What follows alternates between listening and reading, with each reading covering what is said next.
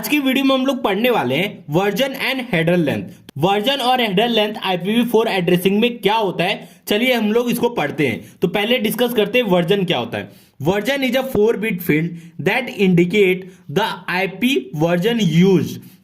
जो वर्जन है वो 4-bit का फील्ड होता है और ये हमें इंडिकेट करता है कि कौन सी IP वर्जन हम लोग यूज करने वाले हैं, जैसे कि IPv4, IPv6, ये दो इंपॉर्टेंट IPv वर्जन है। तो ये चीज हमें बताता है वर्जन फील्ड। अब हमारा सेकेंड पॉइंट है the most popularly used IP version are version 4 and version 6।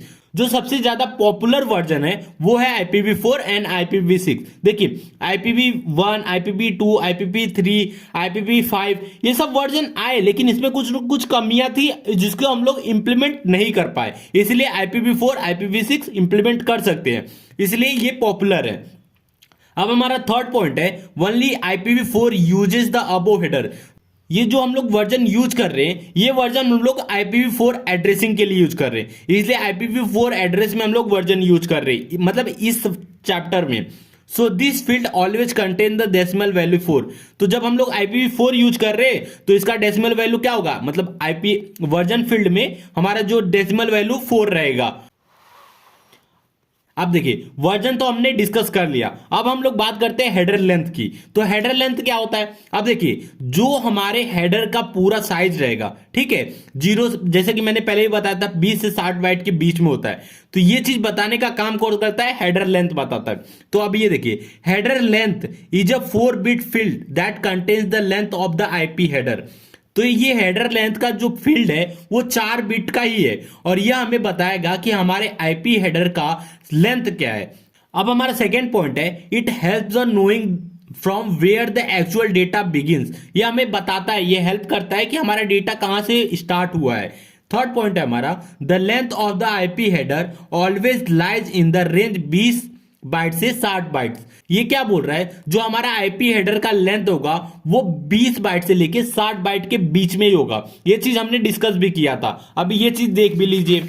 अब ये देखिए जैसे कि ये 20 बाइट का हमारा फिक्स पार्ट था और 40 बाइट का हमारा क्या था, ऑप्शन फिट था। 20 और 40 को ऐड करें तो कितना होता है, 60 बाइट, मतलब 20 से स्टार्ट होगा 60 बाइट तक हमारा हो सकता है। तो 20-60 के बीच में ही हमारा क्या होगा, हेडर का साइज होगा। तो हेडर लेंथ कितना है, 20 से 60 बाइट के बीच में ही होगा। अब देखिए कॉन्सेप्ट ऑफ स्केलिंग फैक्टर। अब इस स्केलिंग फैक्टर का हेडर लेंथ में क्या यूज है, चलिए इसको भी देख लेते हैं। देखिए header length is a 4-bit field. जो हेडर लेंथ है वो 4 बिट का फील्ड है। So the range of decimal value that can be represented is 0 to 15। अगर 4 बिट का फील्ड है तो 4 बिट का देखिए पहला वैल्यू क्या होगा, 0 सब में 4 बिट 0 कर दीजिए तो 0 वैल्यू आएगी, और सारे बिट 4 बिट 1 कर दीजिए तो क्या आएगा, 15 आएगा। मतलब 0 से 15 के बीच में ही हो सकता है 4 बिट से।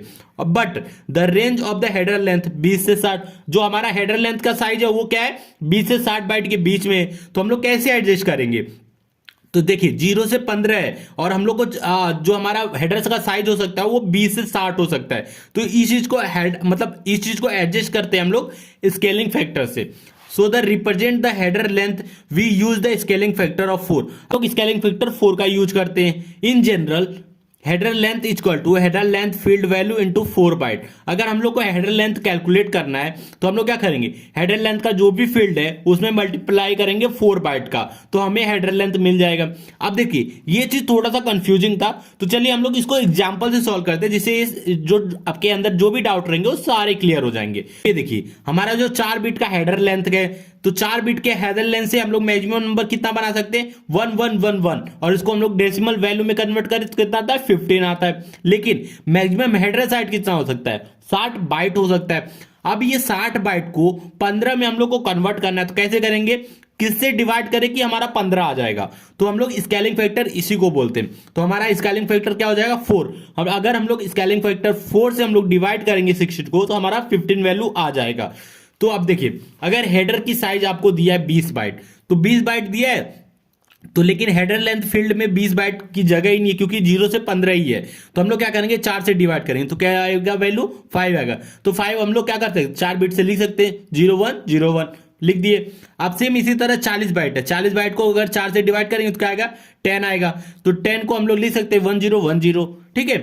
32 बाइट है तो 32 बाइट को 4 से डिवाइड करेंगे 8 आएगा, तो 1000। फिर 60 बाइट है, 4 से डिवाइड किया 15 आया, 15 को भी लिख सकते हैं 1111। अब देखिए 30 बाइट है, अगर 30 बाइट को अगर 4 से डिवाइड करेंगे तो 7.5 आएगा। 7.5 का अगर आप बाइनरी नंबर में रिप्रेजेंट करेंगे तो कोई वैल्यू होगा ही नहीं, क्योंकि 7.5 डेसिमल में है, और अगर आप बाइनरी में कन्वर्ट करेंगे तो 0.5 का कोई वैल्यू होता नहीं है। तो इस केस में हम लोग क्या करेंगे, इस केस में अब देखिए 30 बाइट है, 30 बाइट में हम लोग 2 बिट ऐड करेंगे जिससे हम लोग 4 से डिवाइड कर सके। 2 बिट ऐड करने पे हमारा कितना आया 32 बाइट आया। अब 32 बाइट को अगर 4 से डिवाइड करेंगे देखिए तो 4 से डिवाइड हो रहा है तो मतलब 8 आ रहा है, लेकिन जो ये हमने 2 बाइट ऐड किया है ये तो डमी बाइट है, और डमी बाइट का कोई भी कॉलम हमारे IPv4 हेडर में नहीं है। तो हम लोग क्या करेंगे, जो हमारा ऑप्शन बिट है ना 40 बाइट का, उस 40 बाइट में हम लोग क्या करेंगे, पैडिंग नाम से एक ऑप्शन बनाएंगे, उस पैडिंग में हम लोग लिख देंगे 2 बाइट। तो ये 2 बाइट जब आप रिसीवर के पास भेजेंगे तो वो देखेगा ऑप्शन फील्ड में पैडिंग है। देखिए पहले वैल्यू देखेगा 8 है, लेकिन जब 8 है देखने के बाद फिर देखेगा पैडिंग ओ 2 और ऐड। 8 को पहले क्या करेगा 4 से मल्टीप्लाई करेगा तो कितना आएगा 8 × 4 32। जब 32 आएगा तो फिर देखेगा पैडिंग, पैडिंग में 2 बाइट है तो 2 बाइट से क्या करेगा 32 में 2 माइनस करेगा तो उसको एक्चुअल वैल्यू 30 मिल जाएगा, ठीक है। तो इस तरह से ये काम करता है। ऑप्शन फील्ड में हम लोग पैडिंग नाम से एक ऑप्शन बनाएंगे, फिर उस ऑप्शन में 2 बाइट ऐड कर देंगे। तो ये हो गया हमारा एड्रेस लेंथ। तो वीडियो अच्छा लगा तो प्लीज वीडियो को लाइक और हमारे चैनल को सब्सक्राइब कीजिए।